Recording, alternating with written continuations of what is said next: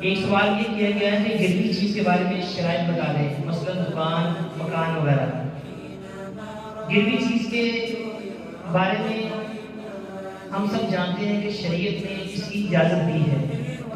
آپ کسی کو قرضہ دیتے ہیں اور بدلے میں کوئی چیز گروی رکھ لیتے ہیں، یہ جائز ہے۔ نبی اکرم صلی اللہ علیہ وسلم کی بھی ایک زرہ یہودی کے پاس گروی تھی جب آپ صلی اللہ علیہ وسلم فوت ہوئے تھے، تو گروی رکھ کر قرض دینا یہ بالکل جائز ہے۔ لیکن ہمارے معاشرے کے اندر آج کل جو گروی کی جتنی بھی صورتیں ہیں وہ ساری کی ساری سودی صورتیں رائج ہو چکی ہیں۔ اگر کسی کو قرض کی ضرورت ہے، جب تک آپ اپنی کوئی چیز اس کے پاس گروی نہیں رکھیں گے وہ آپ کو قرض نہیں دے گا۔ لیکن شریعت کا حکم یہ ہے کہ گروی چیز کو آپ خود سے استعمال نہیں کر سکتے، گروی چیز کو استعمال کرنا منع ہے۔ آج کل ہم دکان یا مکان گروی رکھ لیتے ہیں یا لے لیتے ہیں اور قرض دے دیتے ہیں، اور پھر اس گروی مکان کے اندر ہم رہتے ہیں، اس دکان کو ہم استعمال کرتے ہیں اور اس کا کرایہ بھی ہم خود ہی استعمال کرتے ہیں۔ اور پھر ہم نے یہ ہیرا بھی نکالا ہے، جب لوگوں نے کہا، علماء کرام نے کہا کہ یہ حرام ہے، تو پھر لوگوں نے ہیرا یہ نکال دیا کہ برائے نام کا کرایہ رکھ لیتے ہیں۔ اگر ایک مکان کا کرایہ 10,000 روپے ہے، ہم اس کا برائے نام سے کرایہ رکھ لیتے ہیں 3,000 یا 2,000 روپے۔ یہ ہیلا ہم نے تلاش کیا ہے اس کو حلال کرنے کا، تو اس طریقے سے یہ چیز حلال نہیں ہو جاتی۔ ہر وہ قرض جو تمہیں نفع دے وہ حرام ہے، وہ سود ہے۔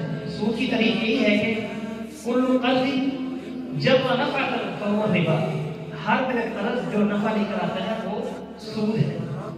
آپ نے کسی کو قرض دیا، بدلے میں آپ نے اس کا گروی مکان دے دیا، آپ اس کی دی ہوئی گروی چیز کو استعمال کر رہے ہیں، اس سے فائدہ اٹھا رہے ہیں، یہ جائز نہیں ہے۔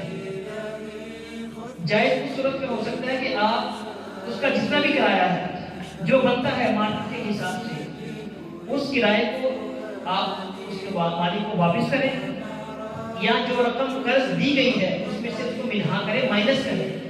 اس صورت میں گروی چیز کو آپ استعمال کر سکتے ہیں، تاکہ اس کا قرض بھی اتر جائے اور آپ کے اوپر یہ سود کا جو وبال ہے وہ بھی نہ پڑے۔ تو اس صورت کو ہمیں اختیار نہیں کرنا چاہیے، اس سے بچنا چاہیے۔ صرف گروی وہ چیز سے آپ فائدہ اٹھا سکتے ہیں جیسے گائے ہے، کوئی جانور ہے، گھوڑا ہے، بکری ہے، وہ آپ کے پاس گروی ہے، آپ اس کو چارہ ڈالتے ہیں، آپ اس کو پانی دیتے ہیں، اس کا آپ خیال رکھتے ہیں، اس کے اوپر آپ خرچ کرتے ہیں، تو بدلے میں آپ اس کا دودھ استعمال کر سکتے ہیں، گھوڑے کو آپ بطور سواری کے استعمال کر سکتے ہیں۔ ایسی گروی چیز جو پڑی رہے اور اس کے ضائع ہونے کا خدشہ نہ ہو، اس کو استعمال کرنا جائز نہیں ہے۔ لیکن جو دوسری چیزیں ہیں جیسے بکری وغیرہ، اگر آپ اس کے خیال نہیں کریں گے، اس کی دیکھ بھال نہیں کریں گے تو وہ مر جائے گی، تو جب اس کو آپ چارہ دیتے ہیں، اس کے اوپر آپ خرچ کرتے ہیں، تو بدلے میں آپ اس کا دودھ استعمال کر سکتے ہیں۔